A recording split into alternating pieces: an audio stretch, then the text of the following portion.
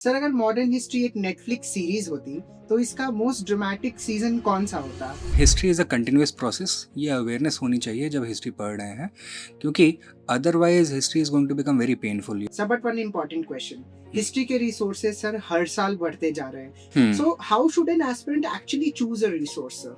History की preparation में in fact for all GS preparation Pareto principle apply होता है कि 80% एफिशिएंसी या फिर आउटपुट आप ऑब्टेन कर सकते हैं विद सिंपली 20% एफर्ट। टेंशन लेने का नहीं, टेंशन देने का। Right. Hello Vishal sir. Hi sir. Hi sir, so I have a few questions for you. Okay sir. Sir the first question is, sir revolutionaries are a major part of world history and we all know that. UPSC के लिए prepare करने का revolutionary move आपने कब लिया sir? So this was a couple of years, sorry, 1 year after I graduated. So initially I was partial towards joining the armed forces. So 3 bar SSB भी दिया, I got recommended for selection also, but then ultimately I chose not to go. So after that I switched over to the civil side. Okay sir, the next question is, modern history में dates, acts, movements, leaders सब कुछ एक साथ sir आ जाता है। Sir आपका approach क्या रहता है सर? वो आप ये कैसे इन चीजों को रट्टे में नहीं बदलते, rather than you make it a concept? See history is a continuous process. ये अवेयरनेस होनी चाहिए जब हिस्ट्री पढ़ रहे हैं, क्योंकि otherwise history is going to become very painful. You are going to be obsessed about dates, names, places etcetera, events. लेकिन continuous development है तो यानी कि कहानी है, right? Every story has a beginning and an end, and वहाँ पे जो हिस्टोरिकल चेंज होता है उसके पीछे स्पेसिफिक इम्पल्सेस होते हैं। तो जब तक ये प्रोसेस नहीं समझोगे, the rote memorisation of these facts is going to be an externalised and extremely difficult process. But आपने एक बार एक नैरेटिव स्ट्रक्चर में उसको एम्बेड कर दिया तो आप ना चाहते हुए भी most of the things will be able to recall. Okay sir. जी सर अगर मॉडर्न हिस्ट्री एक नेटफ्लिक्स सीरीज होती तो इसका मोस्ट ड्रामेटिक सीजन कौन सा होता? Revolt of 1857, Swadeshi movement, non cooperation, civil disobedience या फिर partition? Sir, I wouldn't pick one, क्योंकि आपको ड्रामेटिक टर्न्स हर स्टेज में देखने के लिए मिलते हैं यहाँ पर। तो हिस्ट्री में ऑब्वियसली आप चाहो तो काट करके एक हाईलाइट रील बना तो सकते हो, लेकिन अगर वैसे हिस्ट्री पढ़ोगे तो हिस्ट्री का जो प्रोसेस है, the development of history, that you will miss.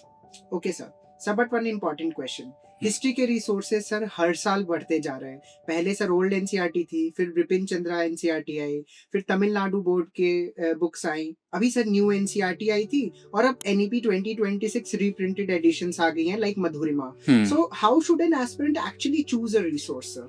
Sir, ये जो एडिशनल रीडिंग है, आइडियली सारी की सारी पढ़ने की ज़रूरत नहीं है। You should pick one, possibly the old NCERT, क्योंकि आपको एक नैरेटिव फ्लो एस्टैब्लिश हो जाता है उससे। Rest everything it is the responsibility of the coaching कि आपको अच्छे नोट्स बना करके दे। हम देते हैं, तो that is why I would recommend that if you want before joining the coaching आप पुरानी एनसीईआरटी पढ़ लीजिए। After the coaching no additional reading is required. What is approach in Level Up IAS? How do you teach in Level Up IAS? What is your approach? Sir, philosophy यही है that history को indigenise कर दे so that students can internalise history as a subject, and the idea is to equip them to perform well not only in the prelim examination but also in the main examination, and ये दोनों process simultaneously होने चाहिए। Okay sir. Sir एक जो बहुत important question ये भी है कि हिस्ट्री का वेटेज यूपीएससी प्रीलिम्स में हर साल it is becoming unpredictable.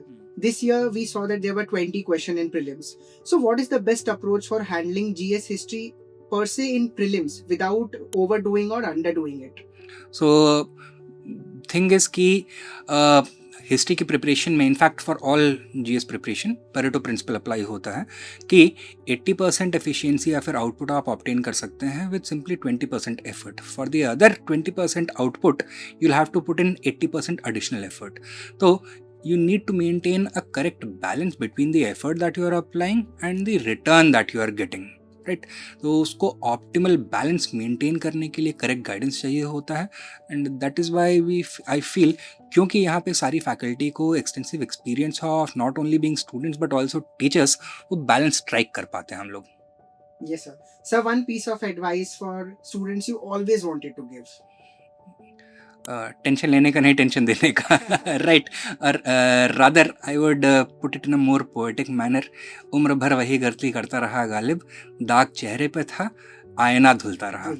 Yes sir. तो अपनी मिस्टेक्स को रिकग्नाइज करना, उन पे काम करना ज़्यादा ज़रूरी होता है, but for that an introspective muscle needs to be developed.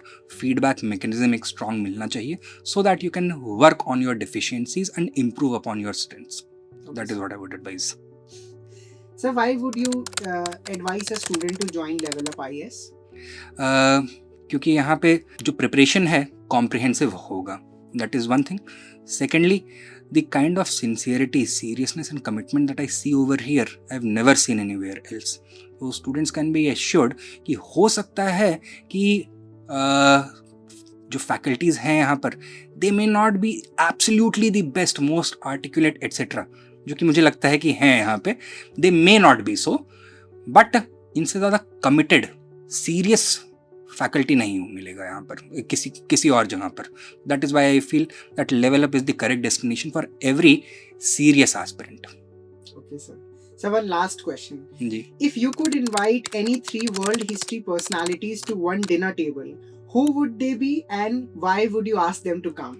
one obviously is going to be Karl Marx, and just to make the meeting interesting, उनके साथ मैं बैठाऊंगा महात्मा गांधी को and probably the German philosopher Nietzsche.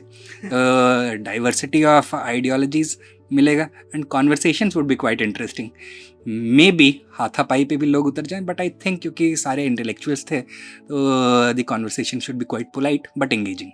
Okay sir. Thank you so much for your time. Thank you, sir.